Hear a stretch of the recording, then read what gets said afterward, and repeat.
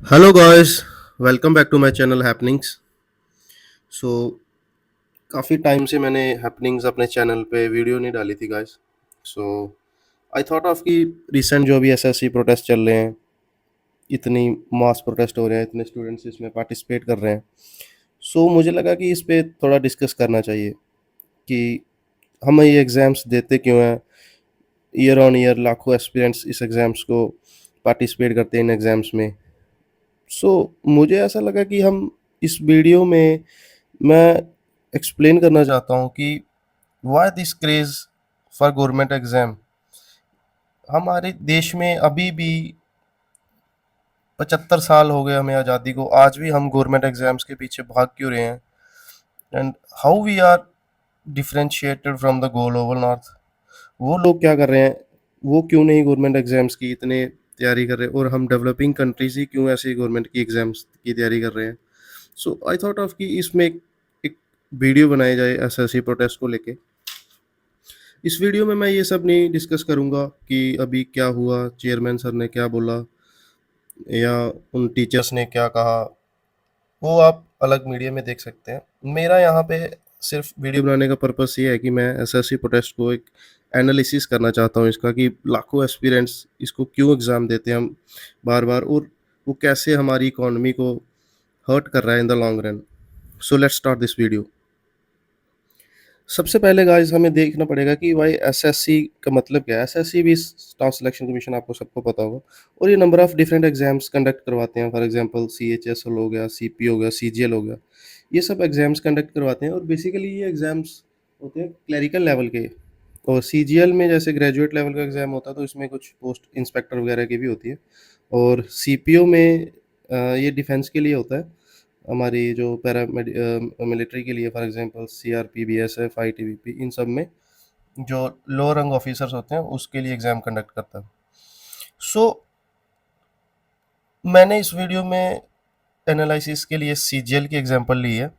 For example जैसे हम 2024 की बात करें, तो 2024 में सीजीएल में लगभग 36.7 लाख एस्पिरेंट्स ने फॉर्म फिल किया था। और ये काफ़ी बड़ा नंबर है अगर देखा जाए तो। इतने लोग ग्रेजुएट और इतने अनएम्प्लॉयड, और इस एग्ज़ाम के लिए उन्होंने अप्लाई किया 36.7 लाख।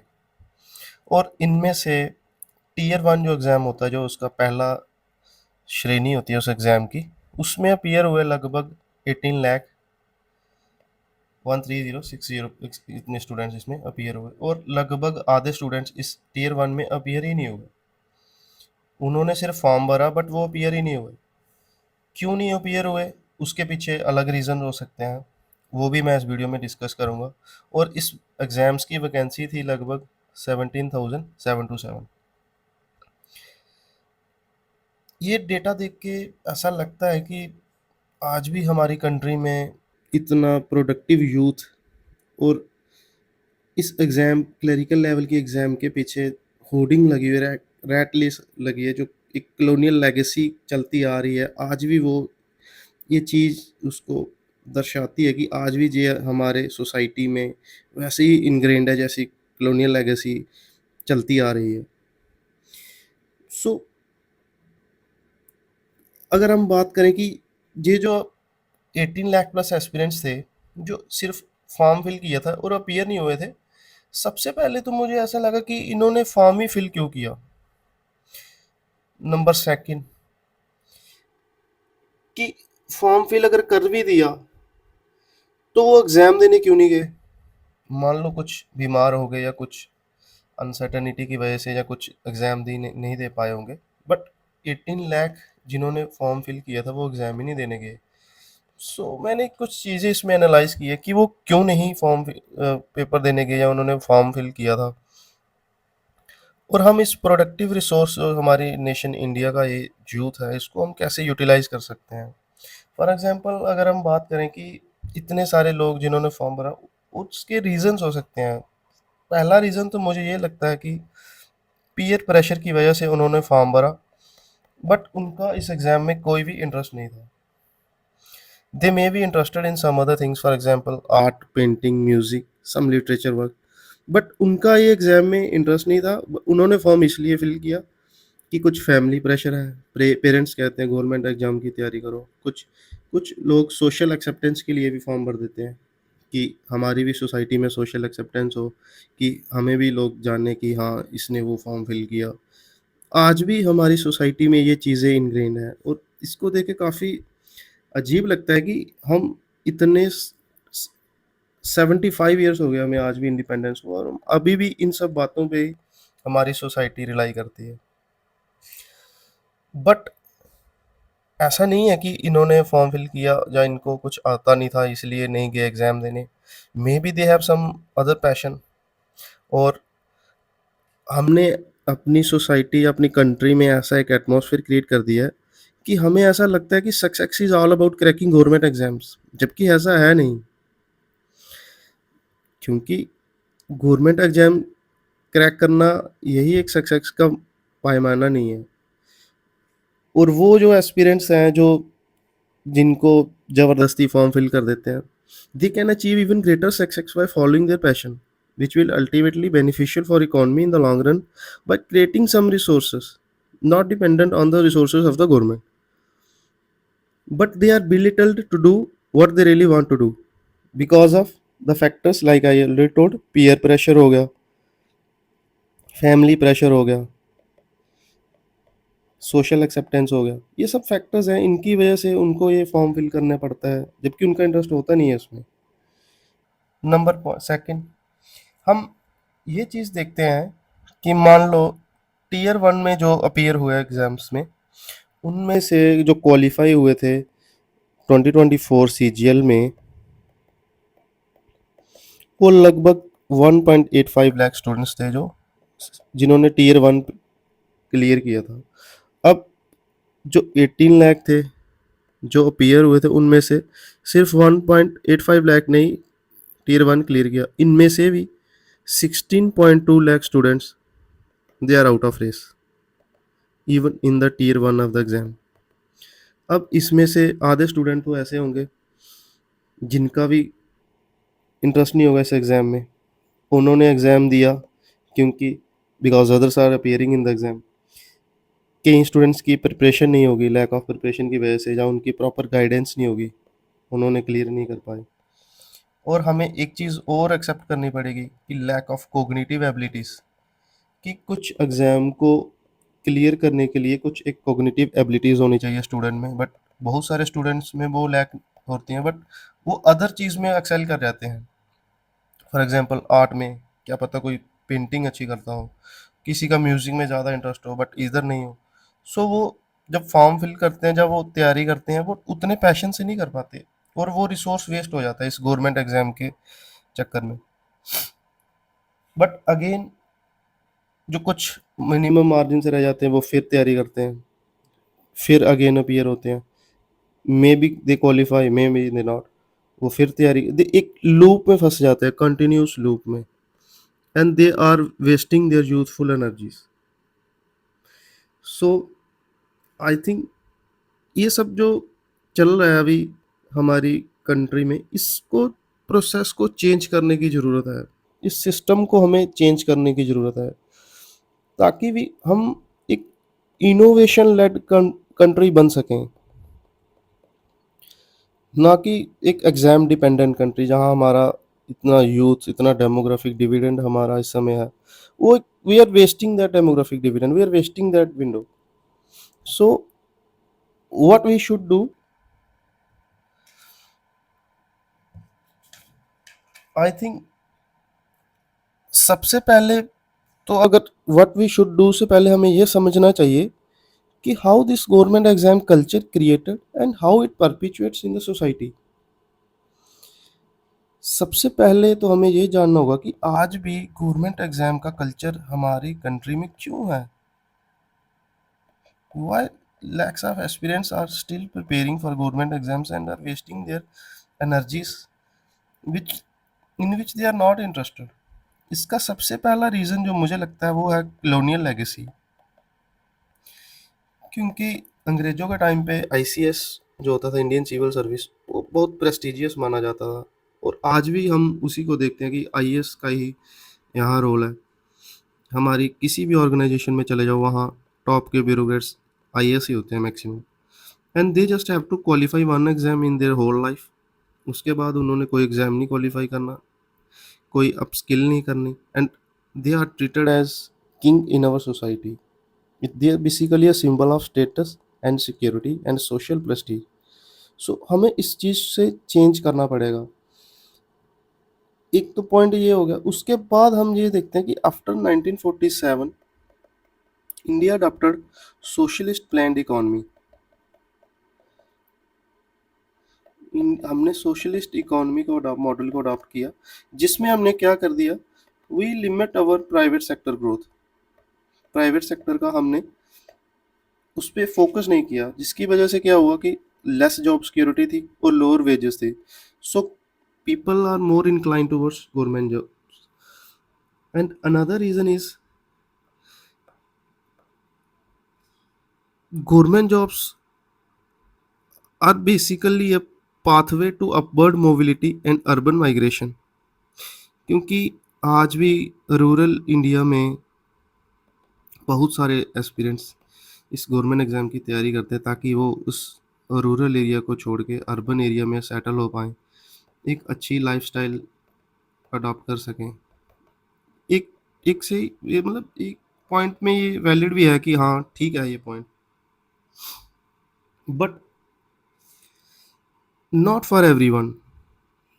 जिनका पैशन कुछ और है वो इससे ज़्यादा प्रोडक्टिव कुछ कहीं और काम कर सकते हैं, ना कि हर बंदा गवर्नमेंट एग्ज़ाम की तैयारी करके ही सोसाइटी में उसकी सोशल प्रेस्टीज होगी, वो कंट्री के लिए अच्छा कर सकता है। ऐसा नहीं है। हमें इस माइंडसेट को चेंज करना पड़ेगा, तभी जाके हम इंडिया में उसके विकसित भारत बनने को 2047 में हमने एक गोल रखा है कि हम विकसित भारत बनाएंगे। तो अगर हमारा यूथ इस गवर्नमेंट एग्जाम के कल्चर में फंसा रहेगा, then who will make Viksit Bharat by 2047? So I think इससे भी अब एक पॉइंट और आता है कि even today how it perpetuates, how this culture perpetuates even today. सो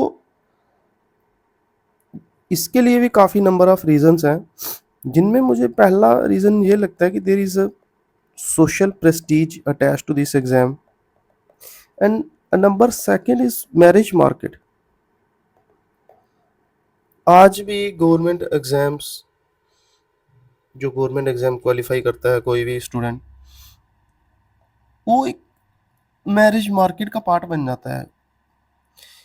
उसके लिए डाउरी रूरल एरिया में आज भी प्रिवलेंट है, और उसकी पोस्ट के हिसाब से उसको डाउरी मिलती है, और ये बेसिकली पुश फैक्टर बनता है in rural areas for people to pursue government exams and to qualify to have a government job, ताकि उनको अच्छी डोरी मिल सके। एक ये भी पुश फैक्टर काफ़ी देखा गया है रूरल एरियाज में। एंड नंबर सेकंड मुझे ये लगता है कि इसमें जॉब सिक्योरिटी वाला थोड़ा सा एक पॉइंट है इन अनसर्टेन वर्ल्ड। फॉर एग्जांपल अभी हमने देखा कोविड के टाइम पे काफ़ी सारी ले ऑफ्स हुए, even in major companies, for example Google में, माइक्रोसॉफ्ट में काफ़ी ले ऑफ हुए, और इसकी वजह से लोगों को ये लगता है कि हम गवर्नमेंट जॉब एग्ज़ाम जो जॉब है वो काफ़ी बेटर है प्राइवेट सेक्टर से। नंबर थर्ड मुझे इसमें ये लगता है कि we have limited economic diversification. For example in rural and small towns there is a lack of large scale private industry. So वो लोग, जो एक गांव से बंदा बिलोंग करता है, वो उसको मजबूरन गवर्नमेंट जॉब की तैयारी करनी पड़ती है, क्योंकि उसके पास उधर कोई ऑप्शंस नहीं है कि उसके आसपास कोई अच्छी इंडस्ट्री नहीं है जहाँ वो काम कर सके। अगर उसके पास कोई स्किल है तो उस स्किल को मोनेटाइज कैसे करे, उसके पास वो ऑप्शंस नहीं है। सो एक इसको ये पुश मिलता है, जो हमारी डाइवर्सिफिकेशन अभी भी rural areas tier 2 tier 3 cities में कम हुई है इंडस्ट्रीज़ की, वो भी एक पुश फैक्टर होता है स्टूडेंट्स के लिए कि वो गवर्नमेंट जॉब की एक तैयारी करें। And another most important point I think is cultural narrative in media.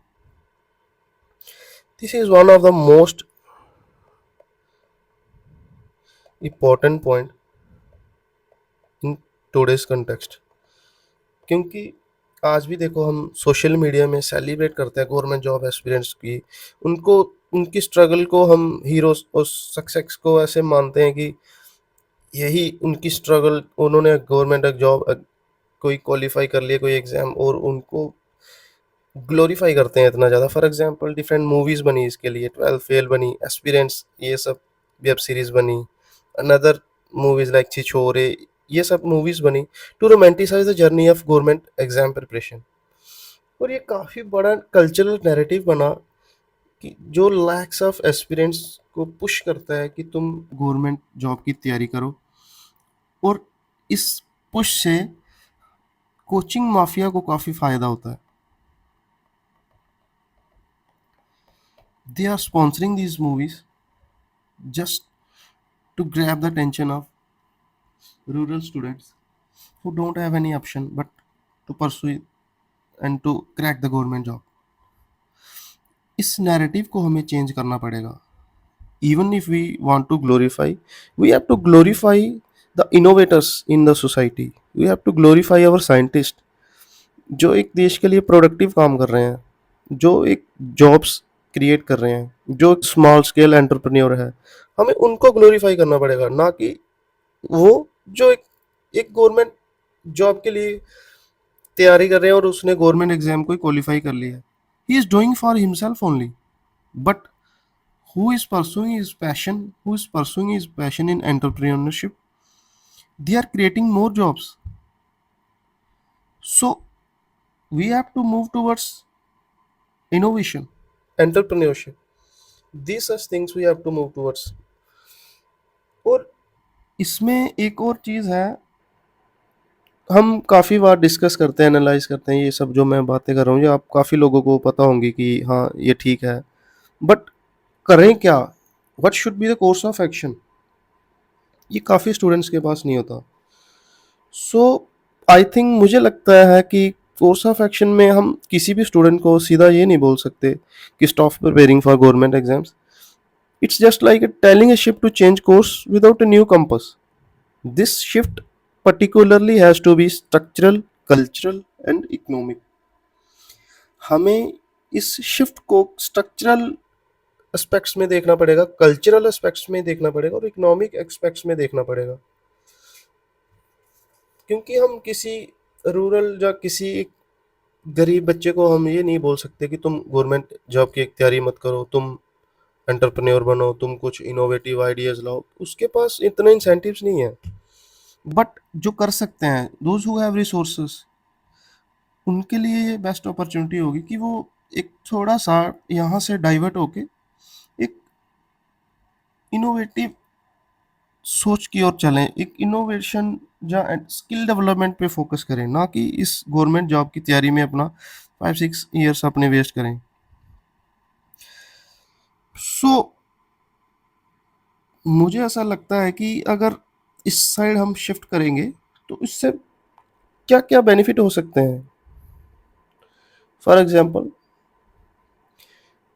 हमें स्ट्रेंथन करना पड़ेगा startup ecosystem in tier 2 and tier 3 cities. For example through seed funding, incubators, हम जो कुछ इनोवेटिव आइडियाज़ ला रहे हैं उनको हम सीड फंडिंग प्रोवाइड कर सकते हैं। ठीक है, हम उनको एंजल इन्वेस्टर से उनका टाई अप करवा सकते हैं, और हमें पुश करना पड़ेगा टियर 2 टियर 3 सिटीज़ में हम स्टार्टअप कल्चर को प्रमोट करें। Number second, make private job safer and respectable. हमें फोकस करना पड़ेगा कि why people are not choosing private jobs, और इसका सबसे बड़ा फैक्टर ये है कि वहाँ एक तो हम उसको रिस्पेक्टेबल नहीं समझते और ना वहाँ सेफ है। हमें इन दो चीज़ों पे काम करना पड़ेगा। For example we can reform labour laws for better job security. Job security के हम लेबर लॉस थोड़ा और स्ट्रिंजेंट कर सकते हैं, और रिस्पेक्टेबल के लिए हमें अपने कल्चरल एस्पेक्ट में थोड़ी चेंज लानी पड़ेगी।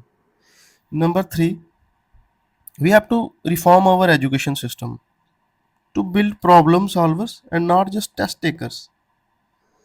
फॉर एग्जाम्पल इसके लिए हम क्या कर सकते हैं, मैंडेटरी प्रोजेक्ट बेस्ड लर्निंग कर सकते हैं, कोडिंग सिखा सकते हैं स्टूडेंट्स को। For example new education policy में एक प्रोविज़न है कि हम कोडिंग का भी प्रोविज़न है अभी। डिज़ाइन थिंकिंग, फाइनेंशियल लिटरेसी, ये सब हम स्कूल्स में सिखा सकते हैं, ना कि रोट लर्निंग पे फोकस करें.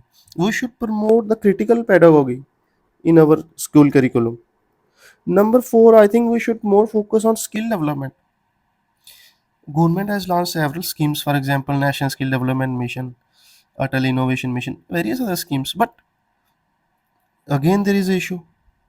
आज भी लैक ऑफ इंफ्रास्ट्रक्चर की वजह से हमारे स्किल डेवलपमेंट में इतने हम ज़्यादा स्किल प्रोवाइड नहीं कर पा रहे हैं अपने यूथ को.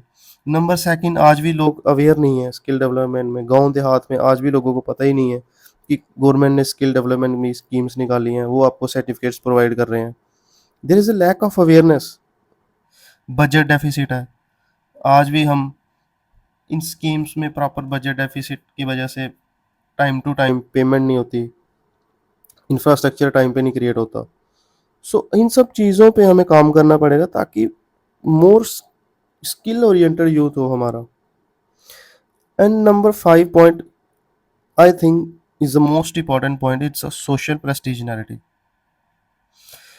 आज ऐसा टाइम आ चुका है कि अगर कोई एग्ज़ाम कोई क्वालिफाई कर लेता है, फॉर एग्जांपल कोई आईएएस बन गया, so we celebrate it. It's like उसने पता नहीं क्या कर दिया, कोई देश के लिए कुछ क्या इनोवेटिव कुछ ऐसा बना दिया कि ऐसे सेलिब्रेट करते हैं हम उसको. आई think this social prestige narrative has to be changed towards entrepreneurs also. For example हम गवर्नमेंट और मीडिया कैंपेन्स चला सकते हैं कि फॉर एग्जांपल किसी गांव में या किसी रूरल एरिया में किसी स्मॉल एंटरप्रेन्योर ने कुछ एक इनोवेटिव कुछ बनाया, या कुछ लोकल इनोवेटर ने कुछ बनाया, हम उसको एज ए रोल मॉडल उस सोसाइटी में प्रमोट कर सकते हैं. गवर्नमेंट का रोल यहाँ बहुत मैंडेटरी है कि हम उसको ग्लोरीफाई करें जो कि इकोनॉमी में पॉजिटिव इफेक्ट क्रिएट कर रहे हैं, ना कि वो जो एक सिंपल गवर्नमेंट जॉब क्रैक कर रहे हैं. सो हमें मूवीज़ भी उन पे बनाने चाहिए. फॉर एग्जांपल आज बहुत सारे लोग आईआईटी आईआईएम से बाहर आते हैं, बट वो डीआरडीओ, इसरो, ये सब ज्वाइन क्यों नहीं करते. इवन इसरो के चेयरमैन श्री एस सोमनाथ जी ने बोला था कि आज भी आईआईटी से जो एक पढ़े लिखे एक रिसोर्स जो कंट्री के लिए बेटर हो सकते थे, वो इसरो में ज्वाइन ही नहीं करते. क्यों? क्योंकि वहाँ प्रेस्टीज नहीं है, वहाँ पैसे नहीं है, वहाँ उस जॉब को हमने इतना ग्लोरीफाई नहीं किया है, हमने उनको इतनी फैसिलिटीज़ प्रोवाइड नहीं की जितनी एक आईएएस को प्रोवाइड करते हैं. So I think this narrative has to be changed. हमें इस सब पे काम करना पड़ेगा ताकि वो जॉब ज़्यादा लुक्रेटिव लगें, और जो लोग इन सब के लिए सूटेबल कैंडिडेट्स हैं वो एक्टिवली उसको परस्यू करें. So this change has to be must, and this चीज हैज़ टू बी हमारे खुद से अंदर से आनी चाहिए ये चीज़. और हमें उन रोल मॉडल को ही प्रमोट करना चाहिए जो ये सब काम कर रहे हैं. एंड गवर्नमेंट इसमें क्या कर सकती है कि स्कॉलरशिप दे सकती है, अवार्ड दे सकती है. और एक यूनिक आइडिया मुझे आया था कि हम district level innovation topper award बना सकते हैं कि किसी भी डिस्ट्रिक्ट में किसी भी बच्चे ने कोई एक ऐसी इनोवेशन की या कुछ भी उसने ऐसा क्रिएट किया, हम उसके लिए उसको ग्लोरीफाई कर सकते हैं, उसको स्कॉलरशिप अवार्ड प्रोवाइड कर सकते हैं कि ताकि और जो बच्चे हैं उसको देख के उनको भी लगे कि yes we can also do it. For example in this context Israel का एक जोजमा प्रोग्राम आया था 1990s में, जिन्होंने वेंचर कैपिटल प्रोवाइड की थी with partial state risk coverage created a take boom. एक इस प्रोग्राम में उन्होंने कहा क्या किया था 1990s में इजराइल में योजना प्रोग्राम में, उन्होंने partial state risk coverage state, उन्होंने कहा कि स्टेट आपका जो तुम रिस्क लोगे उसका हम कुछ कवरेज आपको देंगे कि अगर वो कल को मान लो वो आइडिया फेल हो गया तो स्टेट आपके साथ है, और we are providing you the venture capitals also, funds also, technicalities also.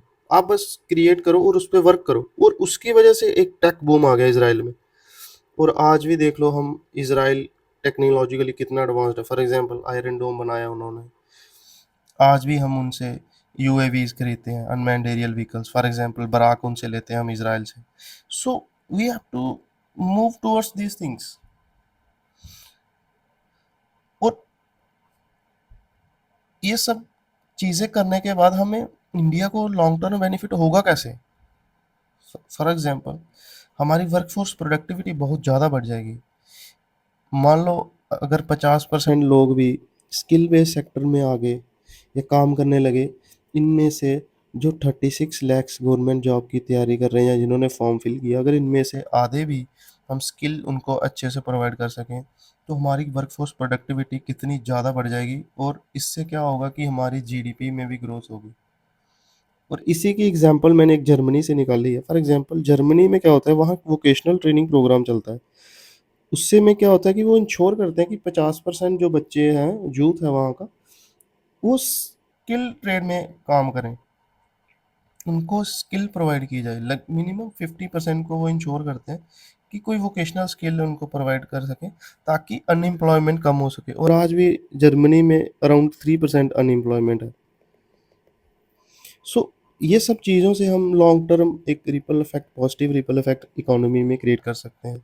इससे और क्या हो सकता है, और ये हो सकता है कि इंडिया का जो अभी हम for example global competitiveness index में अगर देखें, इंडिया की रैंक 40 थी 2023 में, बट अभी भी हम बहुत पीछे हैं from the global north. Countries like USA, UK, France, Japan, ये सब कंट्रीज हमसे अभी भी बहुत ज़्यादा आगे हैं इन द इनोवेशन इंडेक्स। क्यों क्यों ज़्यादा? क्योंकि हम यहाँ पे गवर्नमेंट जॉब की तैयारी कर रहे हैं। हम ये सब startup culture, innovative ideas, critical thinking, critical pedagogy, इन सब पे बात ही नहीं करते हैं। And we glorify those who are cracking the exams and not those who are leading the nation. So I think we have to shift from this side towards a more innovative economy. हमें खुद से ये सोचना पड़ेगा कि हम इस चीज़ को, अपने पैशन को फॉलो कैसे करें, ना कि हम एक सिंपल किसी गवर्नमेंट जॉब की तैयारी में अपने स्किल, अपना पैशन, अपनी हॉबी को छोड़ के सिर्फ उस एग्ज़ाम की ही तैयारी करें। सो आई थिंक मेरा मकसद इस वीडियो में यही था कि यूथ को अवेयर करवाना और उनको थोड़ा सा ये बताना कि यस, मैं ये नहीं कहता कि आप तैयारी मत करो, यस आप तैयारी करो, बट जो पीयर प्रेशर की वजह से, फैमिली प्रेशर की वजह से ये सब गवर्नमेंट एग्जाम्स की तैयारी करते हैं, आई थिंक मैं उनके लिए ये बोल रहा हूँ कि आप अपना पैशन फॉलो करो। और नंबर सेकंड, मेरी इन्फ्लुएंसर से, या जो जो बड़े बड़े इन्फ्लुएंसर्स हैं आज सोशल मीडिया पे, कि स्टार्ट ग्लोरीफाइंग दोस्त who are really making impact in the society in different sectors. हमें उनको ज़्यादा से ज़्यादा ग्लोरीफाई, उनको ज़्यादा से ज़्यादा प्रमोशन देनी चाहिए, ताकि उनको देख के बाकी के लोग भी कुछ सीखें। सो लास्ट में मैं बस यही बोलना चाहूँगा कि when the dreams of the youth expand, so does the destiny of our nation. The real सरकारी काम is to build a विकसित Bharat, and that's everyone's responsibility. हमारा जो असली सरकारी काम है वो हमें विकसित भारत बनाना है एट द रेट 2047 में, जब हमारे आज़ादी के 100 साल पूरे होंगे। और इस विकसित भारत को बनाने के लिए हम सबको साथ में आना पड़ेगा, और we have to think critically, think rationally and act accordingly. ये सब चीज़ों पे ज़्यादा फोकस करना पड़ेगा। I think we should conclude now. Jai Hind.